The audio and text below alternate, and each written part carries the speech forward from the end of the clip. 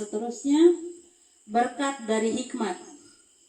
Hai anakku, janganlah engkau melupakan ajaranku, dan biarlah hatimu memelihara perintahku.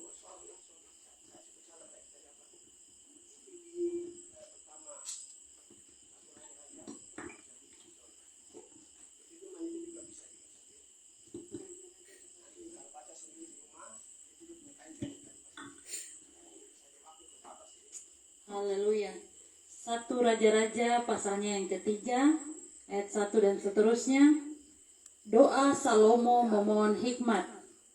Ayatnya yang pertama, lalu Salomo menjadi menantu Firaun, raja Mesir.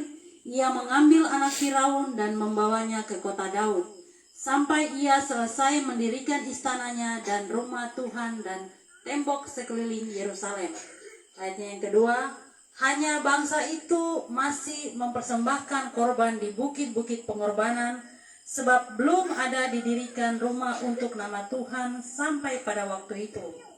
Dan Salomo menunjukkan kasihnya kepada Tuhan dengan hidup menurut ketetapan-ketetapan Daud ayahnya. Hanya ia masih mempersembahkan korban sembelihan dan ukupan di bukit-bukit pengorbanan.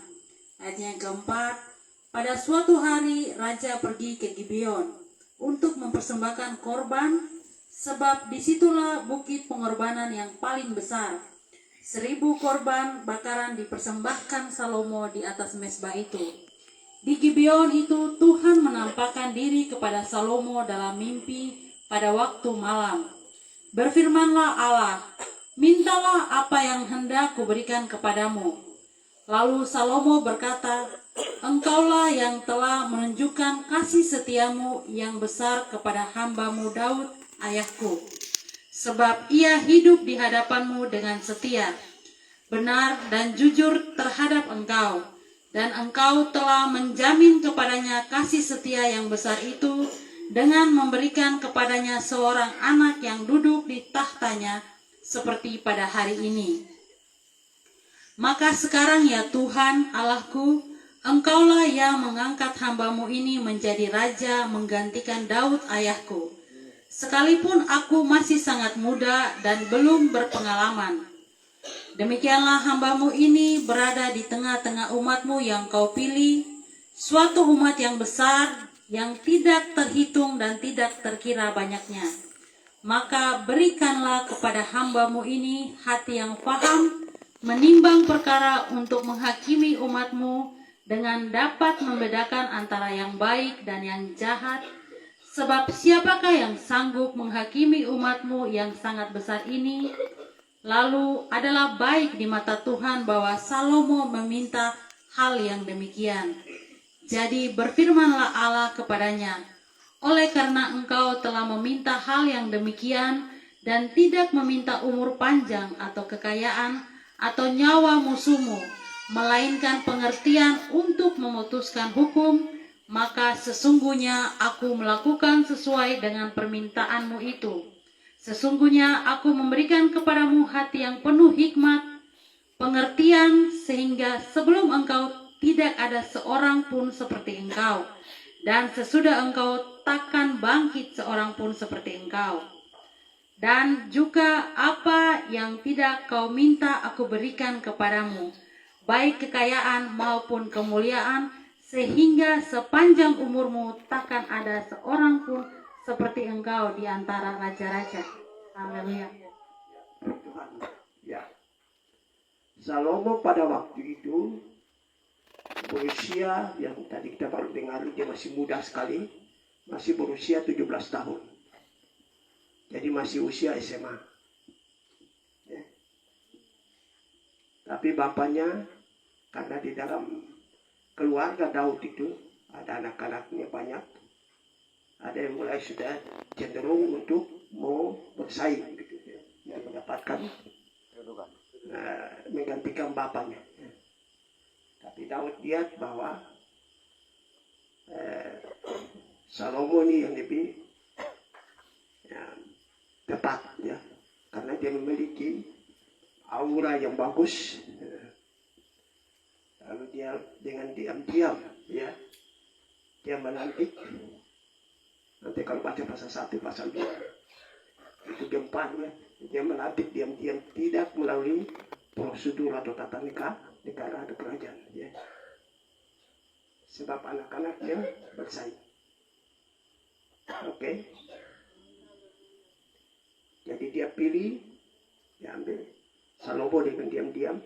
Dia panggil imam. Imam itu ada 3 orang yang tokoh agama atau yang dalam bait Allah. Kamu ini pergi dan melantik ini di Gibeon. Di daerah Gibeon itu adalah satu tempat yang disiapkan itu. Kalau Gibeon nanti kita dengar ceritanya dari riwayat Joshua merebut tanah-tanah itu. Gibeon ini yang punya akal-akalan. Mereka bikin ini karena takut Gibeon, takut mereka akan kalah, takut mereka akan karena Joshua sudah masuk dengan pasukannya merebut Israel kan. Wilayah itu kanan. Lalu Gibeon mereka ada di sebelah dari kemah perkemahannya pasukan dari siapa Joshua. Daripada nanti mereka kalah, mereka jadi ini bagusnya mereka bikin siasat supaya kerjasama. Karena mereka sudah tahu kalau perjanjian Israel itu antara satu bangsa atau ini itu Israel tidak bisa lewati, tidak ada perjanjian.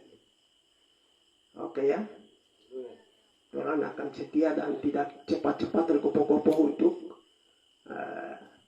manifestasi atau maksudnya sampai hari ini.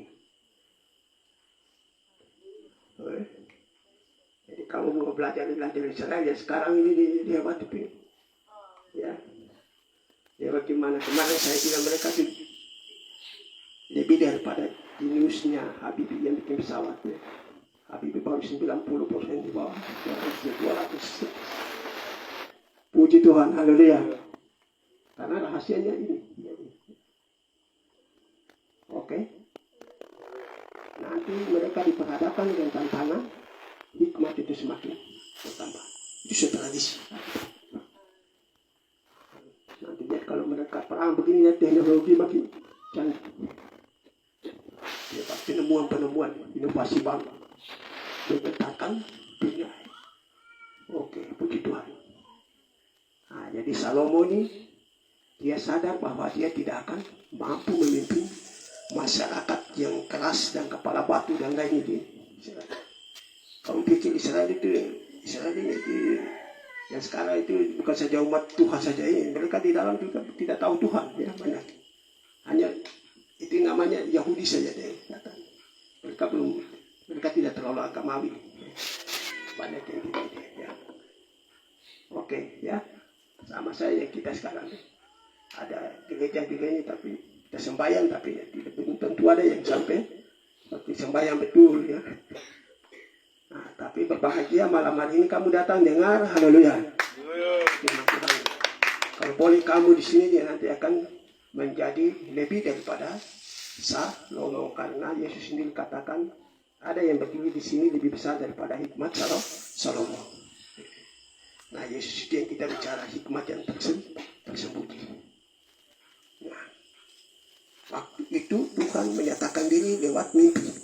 Karena dia bergumula menghadapi ini. Mimpi Tuhan datang kepada dia lewat mimpi. Ada berbagai ragam pernyataan Tuhan. Tuhan menyampaikan sesuatu kepada nabi-nabi Israel dan nabi-nabi Israel dan rakyat Israel yang memang Tuhan mau pilih ya menjadi suatu diberi tanggung jawabnya dengan berbagai cara ya sama seperti di dalam Ibrani pasal 1 Allah pada zaman dulu pada zaman Salomo Allah berulang kali berbicara kepada nenek moyang kita dengan perantaraan nabi-nabi. Tapi pada zaman ini, zamannya sekarang kamu ini, Allah datang berbicara kepada kita lewat perantaraan anaknya. Ya, puji Tuhan, haleluya. Dengan perantaraan anaknya itu. Ya. Nanti kita singgung tentang anaknya ini, ya putra Yesus itu merupakan hikmat yang tersembunyi. Ya. terutama bagi Israel, sehingga mereka menyalibkan dia. Mereka menolak dia. Nah, begitu mereka menolak dia, maka ya Roma pasal 3 pasal 6, 7 dan 8 seterusnya Paulus suraikan di situ ya. Karena penolakan mereka, maka itulah kesempatan bagi kita ya. Kita yang duduk malam hari ini, bangsa-bangsa lain, kita ambil ya. Dan mereka tidak terbuang seterusnya. Ada waktunya mereka akan kembali ya. Kita ada di transisi itu ya. Kita ada sangat transisi. Mereka akan kembali. Sekarang ini saya kalau berdoa, saya bilang Tuhan terima kasih. Oh, kasih saya punya umur panjang supaya saya menyaksikan apa yang Tuhan sampaikan dalam firman ini. Haleluya. Ya, itu terutama Israel ini. Ya.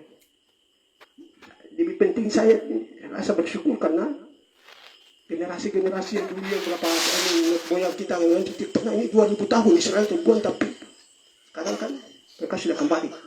Seperti ayat firman Tuhan yang Paulus bilang, mereka tidak terbuang seterusnya. Kita memperoleh kesempatan. Jadi sekarang ini gereja ini kaya, hebat dan lain. Ya, itu yang saya tekan. Sekarang bukan waktunya kamu hanya duduk hanya berdoa untuk egoisme dalam kita punya gereja saja. Oh enggak. Kamu harus berdoa karena ini sekarang Tuhan kembali lewat seperti yang tertulis dalam Alkitab. Puji Tuhan, haleluya. Jadi makanya kita sekarang ini kecilkah besarkah yang penting sampaikan firman. Haleluya. Karena kita sedang berinjak pada zaman transisi beralih kepada satu zaman yang baru. Oke. Jadi generasi yang sekarang duduk di anak ini dalam punya waktu. Saya kemarin bilang setelah baca ini pada firman Tuhan menulis dan lain-lain. Tuhan kasih firman itu wahyu. Saya itu langsung bicara sama diri saya sendiri. Wah, saya ini ya seperti yang Rasul Paulus bilang ya. Aku dilahir salah waktu. Seperti anak guguran tidak waktu sampai. Ya, karena dia melihat sesuatu yang hebat nanti ke depan. Saya rasa rugi sekali saya ini begini. Wah, saya rugi sekali. Saya ini sudah 70 tahun dengan ini. Saya balik iri lagi sama saya. Nanti lihat hal-hal yang saya baru bicara dengan haleluya ke depan ya. Puji Tuhan, kita berkemuliaan bagi Tuhan. Yang mudah ya. Jadi kamu harus sepuluh aku anak ya. Rahasia itu buku kita mulai dengar ini hebat itu. Bahkan Yesus sendiri katakan, kamu akan berbuat hal-hal lebih besar daripada aku buat. Dahsyat ya. Sesungguhnya masih banyak buku ini hal-hal yang dibuat oleh Yesus pada waktu itu. Ya. Nanti kalau baca di tempat tinggi, terutama di Yohanes, ayat pasal terakhir, dia bilang aku ya ada banyak hal-hal yang dibuat oleh Yesus, tapi kalau semua itu dimuat dalam kitab ini ditulis, saya yakin bahwa dia tidak akan muat. Nah, itu saat itu bagian daripada hikmat itu ya. Oke? Hikmat itu berbeda dengan pengetahuan. Tadi di pengkhotbah pasal takut akan Tuhan adalah permulaan hikmat dan pengetahuan. Oke? Ditakut, tunduk, people ya, fear ya, bahasa Inggris bilang begitu, takut, tunduk. Takut maksudnya tunduk ya, dalam hal ini tunduk sesuatu yang lebih dahsyat di atas kita, memberi penghormatan ya beri kehormatan sungguh dari Tuhan ya itu. Nah, jadi pengetahuan itu adalah sesuatu yang kita belajar. Kita belajar dari orang lain punya pandangan ya. Mulai dari sekolah buku-buku kita baca itu belajar mengetahui pandangan orang, dalil-dalil yang nanti dibuat di sini. Ya, mulai dari SD sampai SMA ya, terus sampai ke perguruan tinggi. Lalu di perguruan tinggi itu bagi jurusan ini, jurusan teknologi, jurusan ya, bahasa Inggris, jurusan ya di semua departemen itu. Nah, itu pengetahuan. Jadi pengetahuan itu terbatas. Kau tidak katakan bahwa kau kuasai seluruh pengetahuan, tidak bisa. Pengetahuan kita terbatas. Ya. Oke. Sedangkan hikmat itu datang sewaktu-waktu kita dalam kesulitan. Ya. Kita dalam tantangan. Jadi tantangan-tantangan ini yang kemarin saya bilang, situasi keadaan tantangan ini ada yang diskenario oleh Tuhan, ya. Dan skenario itu gambarannya dilihat di dalam 3 salib yang berdiri di atas bukit Golgota ini. Yang sebelah kiri dan sebelah kanan dari tengah, ya. Gitu. Jadi ini skenario ini itu yang nanti akan mendatangkan hikmat. Yang saya maksudkan di sini adalah salib yang di tengah adalah skenario dari Elohim Bapa di surga. Ya, salib yang di tengah adalah salib Kristus. Ya, kita tidak, malah orang mencintai Tuhan, orang yang melayani Tuhan nanti lebih banyak yang menemukan di sini. Ya. Kalau tidak sudah kaya dengan firman Tuhan, kita akan bingung, ya. Bisa saja penderitaan yang kita alami itu, ya, bisa saja datang dari diri kita sendiri, ya. Kita punya ego, keinginan daging, ya. Jadi bisa kita menderita, ya. Menderita, dan kadang-kadang kan kita orang Kristen ini kita berdoa Tuhan, ya. Jangan kau tolak itu semua berdoa itu. Saya boleh katakan bahwa bisa itu doa bisa kita sasaran, ya. Tapi kalau kita tahu, ya, bahwa semua yang Tuhan izinkan itu terjadi, ya, demi untuk maksud Tuhan sendiri, ya. Ada maksud Tuhan untuk kita punya. Nah, jadi salib itu pada waktu kita menghadapi salib lagi hikmat, ya. Sorry. Hikmat itu adalah apa? Dia diberikan pada saat engkau menghadapi tantangan yang sulit terpecahkan. Makanya Salomo itu mungkin jadi semata, dia lihat, wah, ini menghadapi rakyat besar ini nanti bagaimana ini, ya. Ini bapaknya berani-berani langsung doakan, langsung bernubuat dan dihabiskan diurapi, ya. Padahal dia mau dapat sarjana hukum di mana? Dia mendapat sarjana ini di mana? Belum, ya. Puji Tuhan, haleluya. Usia masih remaja atau dia masih SMA, ya, dia dilantik jadi raja. Maka dia satu-satunya dia andalkan adalah siapa? Tuhan. Dan dia bawa korban, kita baca di situ riwayatnya itu, ya. Pergi ke Gibeon dan dia berdoa. Tadi kita sudah dengar, Tuhan, mungkin di dalam keluarga saya ini Tuhan perhatikan bapakku, mamaku, ya. Ya, sampai saya apa jadinya saya sekarang ini karena Tuhan, ya. Tuhan, ya. Kita tidak bisa bangga kita punya sarjana sudah selesai lalu kau mulai sudah bangga diri, no, ya. Ya, puji Tuhan. Untuk mendapatkan hikmat kau datang karena kau menghadapi situasi nanti di kantor, ya, di perusahaan. Karena dengan orang-orang dari latar belakang budaya yang berbeda-beda, apalagi di tanah Papua ini. Tanah Papua ini, ya, kalau mau lihat Indonesia datang di Papua, yang asik karena semua sudah suku bangsa, punya karakter macam-macam, saling tinggi, ya. Kita orang-orang ini, ya, yang tubuh Kristus ini, gereja yang benar, gereja-gereja ini harus sudah paham itu, harus bina. Kita punya generasi yang akan menghadapi situasi di depan, ya. Ajarlah mereka takut akan Tuhan. Haleluya, ya. Kemarin saya sampaikan di jemaat-jemaat, ya, saya bilang hampir penegasan saya adalah Bapak dengan Mama yang sekarang ini punya tanggung jawab adalah kalau pagi sudah berdoa, tugas semua adalah doakan saja. Itu saja, ya. Karena kita semua ada dalam satu wadah yang disebut tubuh Kristus. Sedangkan kepala dari mana pengurapan juga akan datang. Nah, tinggal bagaimana kita bertindak.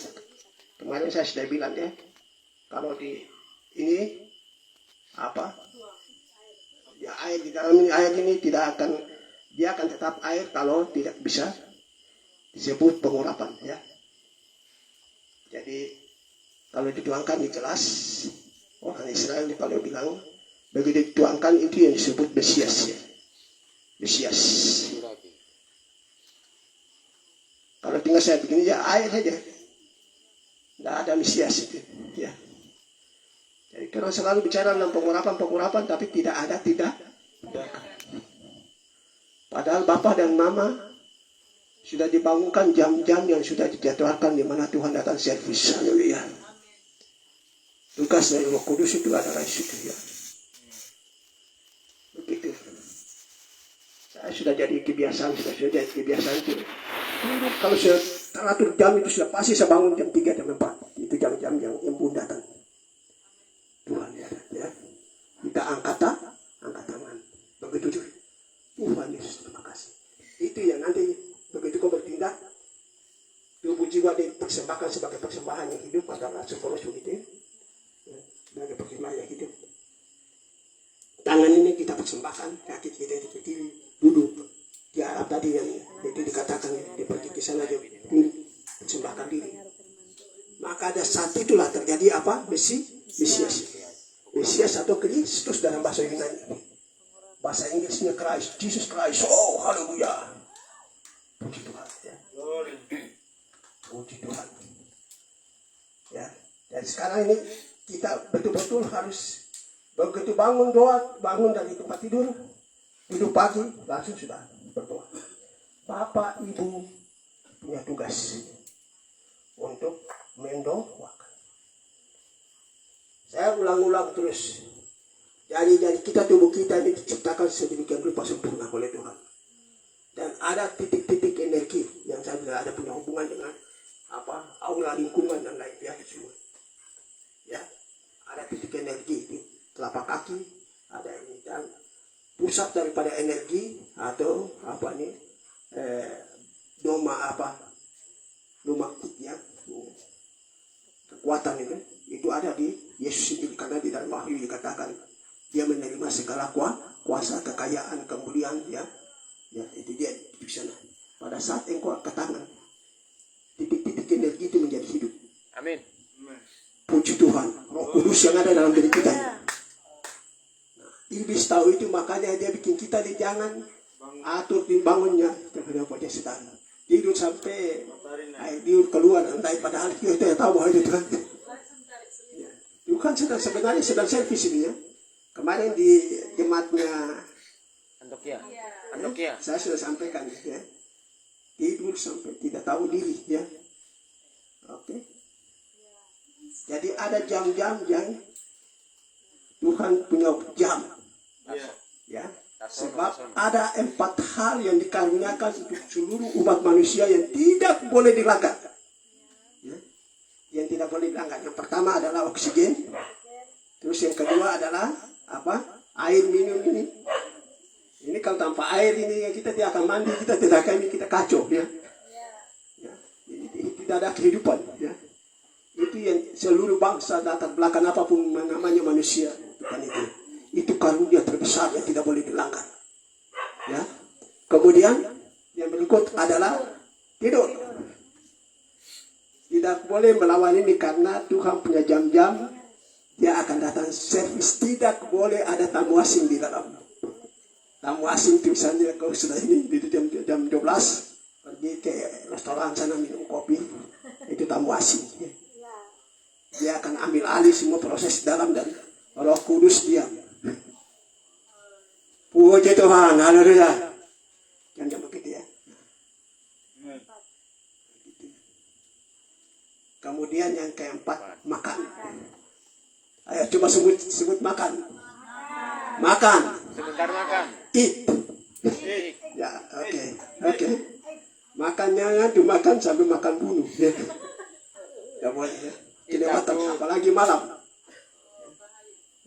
Sekarang di hotel sana tuh, saya hari ini kan keluar jadi diakonis dia makanan meja besar itu tumpuk. Saya dan dia ini nanti kalau pulang makan jam ini nanti pulang makanan tinggal sini. Saya cari orang yang ada pengawas tugas di hotel sama kamu ambil makan saja sudah. Ya, oke. Jam-jam yang makan pun juga sudah diatur. Ya, sudah diatur ya. Saya ulang katakan bahwa kalau pergi ke Yerusalem, kalau di Bethlehem kan itu ada otorita Palestina. Tiba-tiba misalnya di kacu kayak kita di pasar-pasar buka sampai jam berapa. Tapi kalau di Yerusalem saja jam 9, jam 8, jam 9 itu sudah ya sunyi sepi.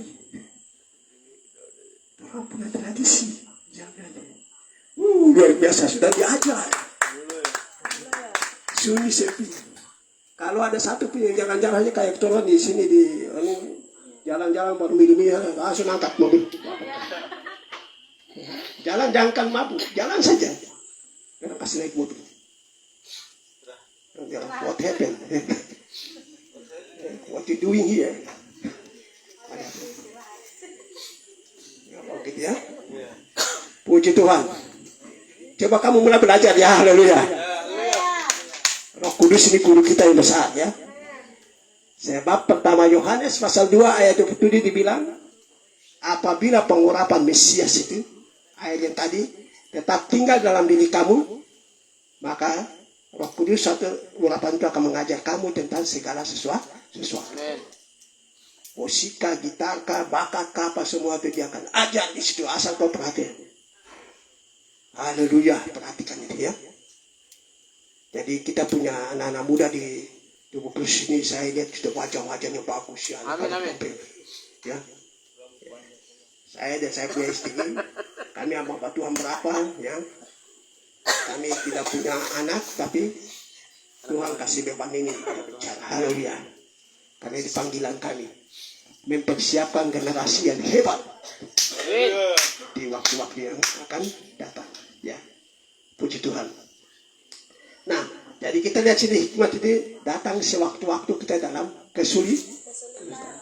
Kau belajar hukum, tapi ada situasi yang akan kau hadapi yang jelas kau harus butuhkan Tuhan karena kau tidak pernah belajar. Amin, haleluya. Kau tidak pernah belajar di hukum, ya. Ya, biarpun dokter, biarpun hukum, sarjana hukum, biarpun ahli insinyur dan segala macam. Tapi satu waktu kau diperhadapkan yang diskenario oleh Tuhan. Hikmat itu muncul di situ. Ya. Makanya Rasul Paulus dibilang di dalam Efesus pasal 3 ya. Efesus pasal 3 itu pasal 3 pasal 2 pasal 3 ya. Dia bilang ya, kepada jemaat itu akan diberitahukan berbagai ragam hikmat. Kepada penguasa-penguasa, penghulu-penghulu di udara, ya berbagai ragam hikmat. Jadi itu membutuhkan banyak orang. Makanya dalam tubuh Kristus kita prinsipnya adalah kebersamaan di dalam pertemuan. Sebab di dalam memecahkan satu masalah itu membutuhkan hikmat dan berbagai ragam corak ragam hikmat. Untuk ini untuk Pak Hawaii ya, Pak Isir, dasar hikmat itu datang. Makanya perlu ada kebersamaan. Nah ini yang namanya apa?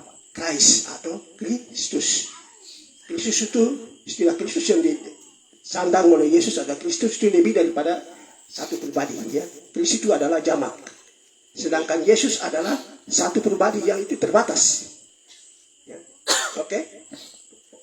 Nah itu. Makanya kita belajar tentang kita sekarang adalah untuk Kristus itu memang begitu ya prinsipnya. Oke. Jadi kalau seandainya, sebab Yesus katakan, ya, hikmat itu tersembunyi. Hikmat adalah sesuatu yang belum pernah kita raba dengan tangan, ya, belum pernah kita dengar, belum pernah kita lihat dengan mata. Itulah yang disediakan oleh Allah bagi orang-orang yang mengasihi Dia. Puji Tuhan, ya. Haleluya, ya. Itu yang disiapkan. Yesus adalah hikmat yang tersembunyi. Yesus sudah ada dalam hati kita.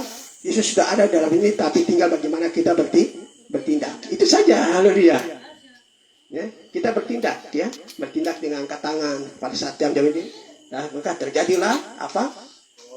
Pengurapan itu, Mesias itu, ya, Mesias, ya, Mesias. Sampai kalau air sudah penuh, dia meluber ya di gelas. Kalau kita tuangkan meluber, keluar sampah-sampah yang dalam ini keluar meluber begitu, ya dosa-dosa kita.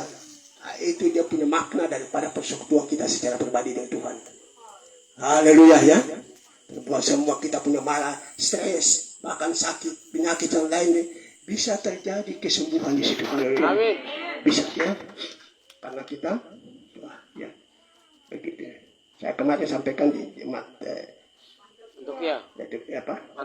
Antokia. Saya di sana, saya sampaikan bahwa saya itu sudah kebiasaan kalau sudah tidur, yang penting saya menyimpan tanpa tidur kasih bersih. Ya. Kalau saya punya istri waktu itu ada dia, saya kasih tinggal dia, saya tidak boleh korek jamnya tempat tidur. Biar dia tidur nyenyak saja kan. Karena kami dua satu, jadi saya anggap bahwa saya sudah, berarti dia sudah ada di saya ya. Saya berdoa, duduk di lantai, jumpa kaki, angkat tangan, berdoa. Jadi sebelum melihat apakah laptop, sebelum apa dan lain itu, bisa saya merasa kepuasan itu bisa sampai 1 jam 2 jam saya berdoa. Begitu ya, merasakan hadirat kuasa Tuhan. Bisa Tuhan datang bicara seberapa kali begitu ya, Tuhan bicara. Baik lewat mimpi. Tadi Tuhan bilang dia akan berbicara lewat perantaran anaknya. Puji Tuhan ya. Saya kira kali ini saya sampaikan ini untuk generasi kesempatan ini. Ya, di Timika. Ya. Anak-anak ini duduk begini tapi orang macam tidak apa-apa ya. Saya sudah bilang jangan kamu ini mereka masih kecil, apakah mampu kan? Saya pernah di Banjarmasin, ya. Jadi hamba-hamba Tuhan masih muda, saya bicara seperti begini, firman-firman. Bapak itu terlalu tinggi, itu orang tidak mengerti. Saya bilang bukan soal mengerti, yang penting kita sampaikan, haleluya. Mereka tinggal hanya, dan memang banyak yang lakukan. Ya, mereka anak kecil yang sembahyang. Sebab roh yang ada dalam diri kita ini keluar dari roh Allah. Jadi Tuhan akan bertanggung jawab sendiri. Ya, puji Tuhan. Jadi ini tradisi orang Israel sampai hari ini. Mereka diajar, mereka sampai bayangkan bahasa Ibrani yang seharusnya 2000 tahun sudah hilang. Tapi kembali hidup luar biasa. Ya. Itu satu keajaiban bagi dunia. Dunia harus salut dan mengatakan bahwa ini luar biasa. Mereka bisa bahasa Ibrani yang seharusnya satu bangsa kalau sudah tidak ada di satu wilayah itu sudah hilang. Tapi kenapa sampai bisa terlebih? Semua sudah diatur dalam Alkitab. Haleluya. Nah, kita ini bangsa ini, puji Tuhan. Oke. Jadi itu firman Tuhan tentang hikmat ini. Hikmat datang sewaktu-waktu kita dalam kesulitan. Hikmat ya. 1 Petrus pasal 1 Korintus pasal 2 ayat yang 9, 10 dan 11. Apa yang tidak pernah kita dapat lihat dengan mata, dengar di dosen-dosen di kampus sana. Semua itu Tuhan sediakan bagi orang yang mengasihi Dia. Itu adalah hikmat yang tersembunyi dan hikmat itu tidak jauh. Ya. Hikmat itu ada di sini. Ya. Para nabi-nabi Israel, Salomo sendiri katakan hikmat itu berjalan-jalan di pintu-pintu gerbang dia berseru. Luar biasa. Dia duduk di pintu sana menunggu hikmat ditunggu. Siapa hikmat itu? Hikmat adalah Yesus yang ada dalam diri kita. Yang seperti begini seluruh dunia ini akan membutuhkan. Ada satu waktu kita tersembunyi, Tuhan akan tampilkan di lingkungan kita ya, di dalam pekerjaan kita. Ya, mungkin sekarang orang anggap kok biasa-biasa, tapi dalam satu waktu Tuhan akan tampilkan. Percaya, puji Tuhan. Ya, kita beri kemuliaan bagi nama Tuhan. Haleluya. Ya, saya rasa itu saya sampaikan singkat ya. Dan saya percaya bahwa kita akan diberkati dan terus diberkati oleh Tuhan. Haleluya. Mari kita angkat tangan di hadapan Tuhan. Malam hari ini juga nanti kita setelah berdoa ini, nanti hamba Tuhan berdoa untuk yang hari ulang tahun hari ini. Ya, Hermon ya nanti. Atau mungkin malam kita sudah berdoa tuh, tapi biar di sini lagi didoakan. Haleluya. Tuhan, kami angkat tangan kami di hadapan hadirat-Mu. Kami bersyukur buat firman-Mu datang. Kami tahu kami tidak mampu untuk lakukan. Tapi kami bersyukur bahwa Roh Kudus yang ada dalam diri kami adalah jaminan bagian kami Tuhan. Sampai kami akan memperoleh seluruhnya sesuai dengan firman-Mu. Terima kasih Roh Kudus, mengalirlah bagi kami. Oh, di saat-saat kami masih tenaga muda, masih usia yang masih remaja, masih pemuda. Saat-saat ini kami diajar oleh Roh Kudus untuk melaksanakan tugas-tugas kehormatan yang Tuhan percayakan. Baik sebagai ibu-ibu yang masih muda, baik sebagai bapak-bapak yang masih muda. Kami berdoa bahkan Bapak-Bapak yang sudah bersiap, kami berdoa memberkati energi daripada Sang Mesias itu mengalir di dalam diri kami, menjadi kekuatan bagi kami, mengalir untuk memfungsikan, memaksimalkan semua potensi yang ada dalam diri kami, dan kami akan siap menghadapi apapun. Haleluya. Kami bersyukur urapan kebersamaan malam hari ini mengalir kepada setiap pribadi-pribadi, sehingga kami akan pulang ada sukacita. Kami merasa sesuatu yang lain berbeda, dan Tuhan sendiri yang menciptakan segala keadaan, situasi damai sukacita dalam diri kami sebelum kami melihat damai sejahtera di seluruh negeri ini. Kami pertama-tama adalah mengalami, kami adalah buah sulung, haleluya, yang akan menikmati berkat-berkat Tuhan, berkat rohani, damai sejahtera sukacita dari Roh Kudus. Terima kasih buat firman-Mu. Terima kasih memberkati anak-anak muda ini Tuhan, dalam aktivitas mereka, baik di sekolah Tuhan, baik di yang sudah menjadi pegawai negeri, bahkan ada yang masih menunggu untuk masuk pegawai negeri, ada yang sudah testing, sedang menunggu. Kami memberkati di dalam nama Yesus. Terima kasih, kami bersyukur. Di dalam nama Yesus kami sudah berdoa. Haleluya. Semua katakan amin.